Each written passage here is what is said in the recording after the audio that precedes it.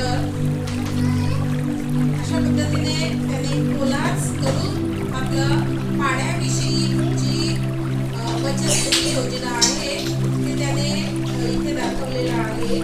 आपल्याला पाणी किंवा जलचक्र याच्याविषयी आपण माहिती मिळवलेली आहे। आपण इथे बघूया चित्रामध्ये त्यांनी छान सुंदर पद्धतीने केलेलं